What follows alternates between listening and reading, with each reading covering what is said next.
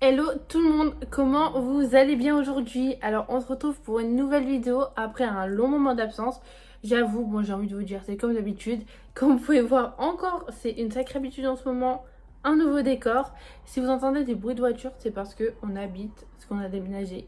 Et on habite juste à côté d'une route où il y a énormément de passages. Et on a beau faire ce qu'on veut, il y a du double vitrage. Mais malheureusement, parfois on entend encore un petit peu.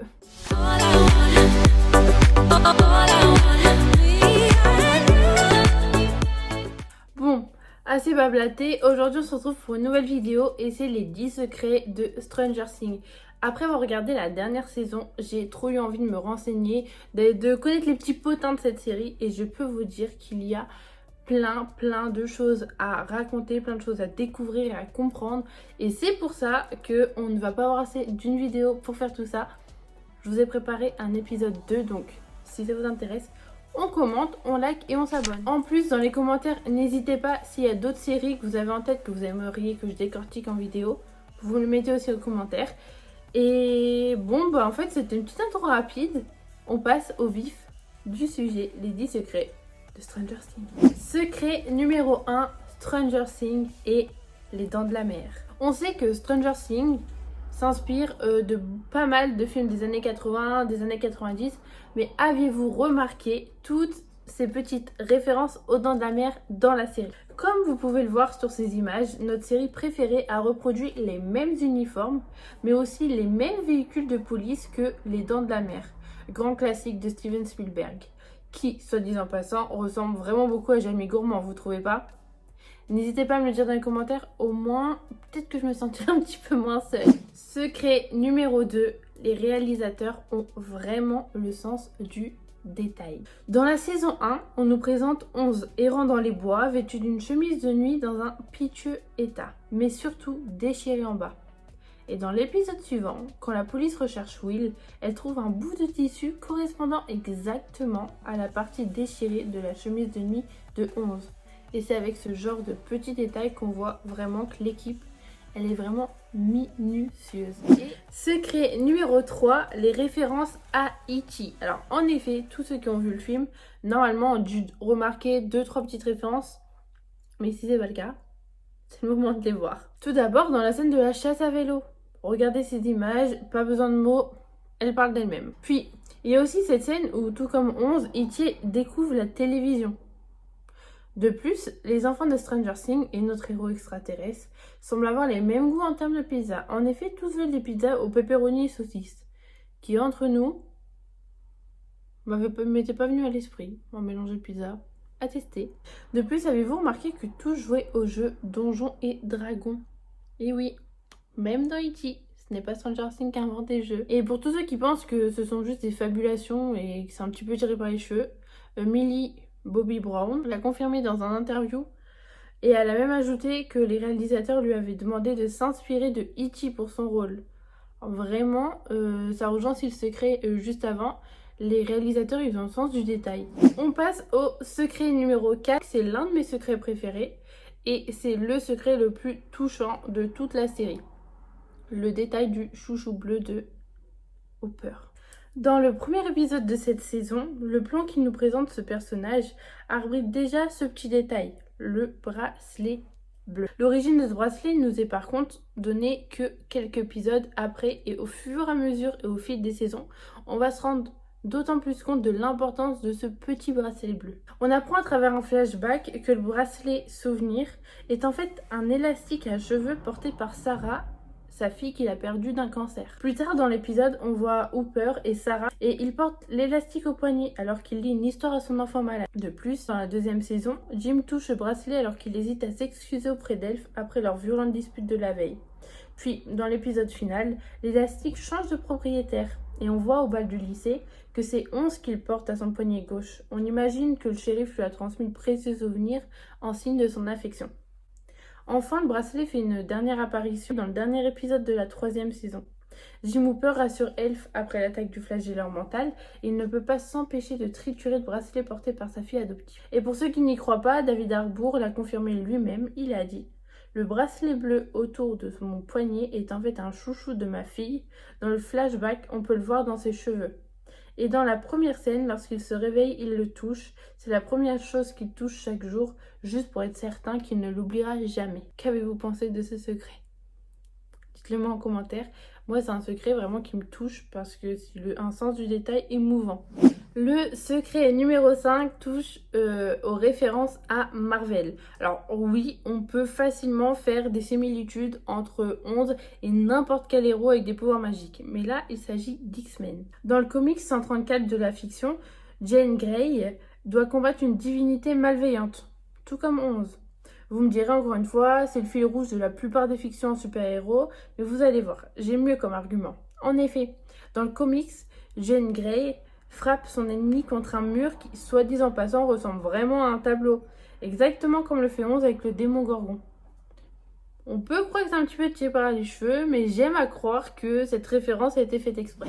Secret numéro 6, Joyce dans Friends. Donc dans sa carrière, elle a pas eu beaucoup de grands rôles, à part dans Stranger Things du coup. Donc ça m'a étonné de voir que Friends avait déjà mis la main sur cette talentueuse actrice. Et dans la série, elle incarne une copine de fac de Rachel. À l'époque, lors d'une soirée arrosée, elles s'étaient embrassées.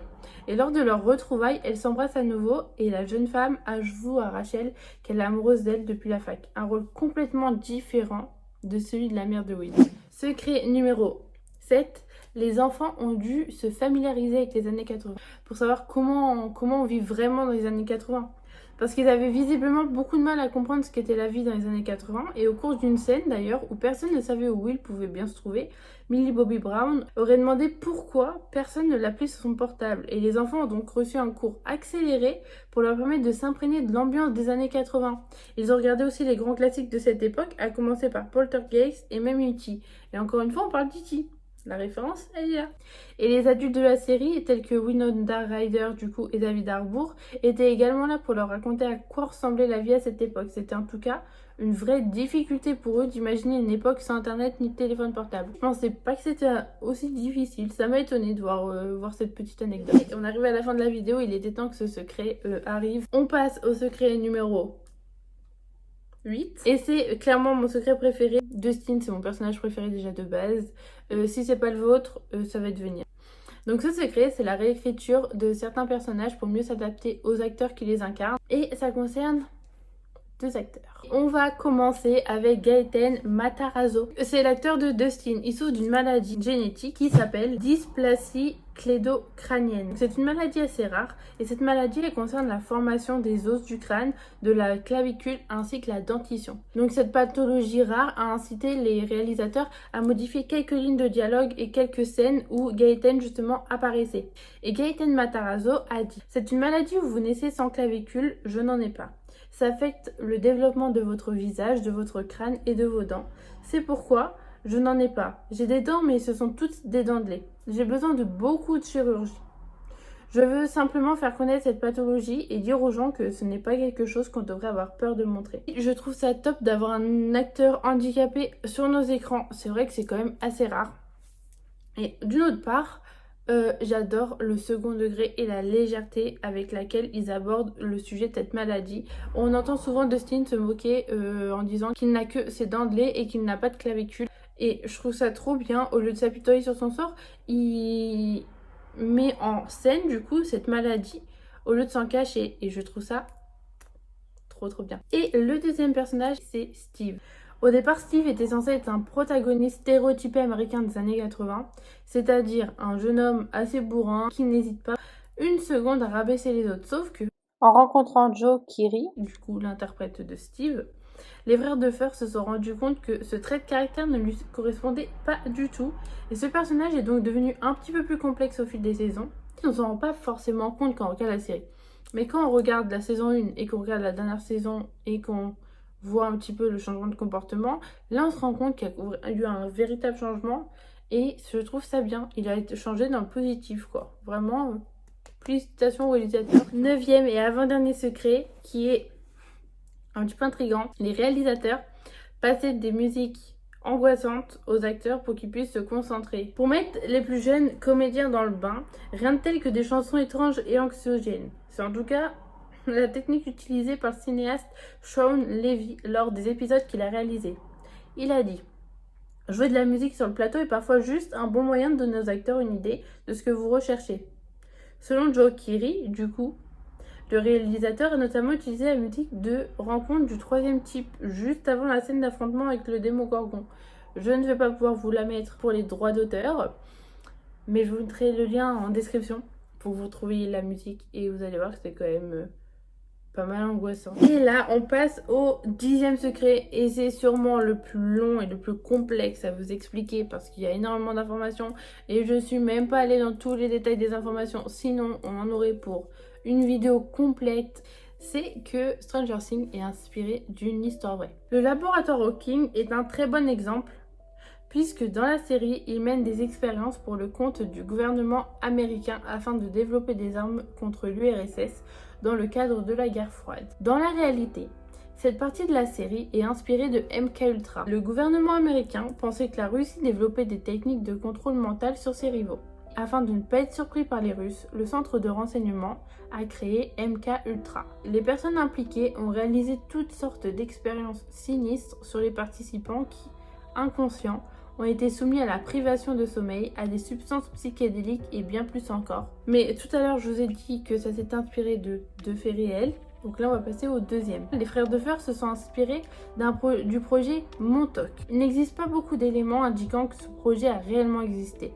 Mais la légende veut que d'étranges expériences aient eu lieu à Montauk, dans l'état de New York. Selon Alfred Bielek, l'un des personnages susceptibles d'avoir participé au programme, les expériences auraient accidentellement fourni une sorte d'ouverture dans l'hyperespace. Outre la possibilité d'un voyage dans le temps, Duncan, le frère d'Alfred, qui serait également impliqué dans les actions, aurait développé certains pouvoirs et réveillé un terrible monstre dans le monde. Alors là, si vous me dites pas que ça vous rappelle Stranger Things, je comprends rien. Je suis tombée sur une interview de Gaten Matarazzo qui donnait quelques détails qui donnent quand même froid dans le dos. Justement là-dessus. C'était basé sur un endroit réel appelé Camp Hero. Il s'agissait d'une installation gouvernementale censée être une tour radio pour les communications de guerre pour l'armée. Il y avait des rumeurs selon lesquelles il y avait beaucoup d'expériences étranges et louches. Ils ont donc basé leur série là-dessus. Le laboratoire d'Hawkins était basé sur Camp Hero. Pour tous les fans de lieux glauques, Gaten Matarazzo donne quelques détails un peu glauques justement là-dessus. Il dit: vous n'avez pas le droit d'y entrer, mais vous pouvez y monter. Et les gens sont allés sous terre et ont vu et entendu des trucs bizarres comme des carcasses d'animaux éparpillées sur le bord de l'installation, mais dans une mesure alarmante, comme des dizaines et des dizaines d'animaux juste éparpillés dans les locaux. Les gouffres, qui sont remplis d'eau, ils sont tout inondés. Donc à chaque fois que quelque chose a été inondé, ils ne sont pas allés le nettoyer parce que c'est un bâtiment abandonné. Donc l'eau est à la hauteur de la taille. Les gens y vont et essaient de trouver l'installation et de voir ce qu'il y a dedans. Mais ce n'est pas tout. Outre le fait que le lieu serait complètement insalubre, il habiterait également du matériel qui pourrait être utilisé à des fins particulièrement sordides. Des rumeurs de bruits étranges, de pièces étranges, de pièces découvertes avec des chaises équipées de sangles, a relaté Gaten Matarazzo avant de s'interroger. Pourquoi aurait-il des chaises avec des sangles? Sur ce 10e secret assez mystérieux, il est temps pour moi de vous annoncer la fin de cette vidéo. J'espère qu'elle vous a plu. Si vous avez aimé, on fait comme d'habitude. On like, on partage, on commente. Et on s'abonne surtout pour pouvoir voir les autres vidéos qui vont bientôt arriver. J'ai 2-3 petites vidéos là en tête qui pourraient être pas mal. Bon bref, je parle un petit peu trop. Ça a été un plaisir pour moi de vous présenter tous ces secrets. Et je vous dis à très vite dans une prochaine vidéo.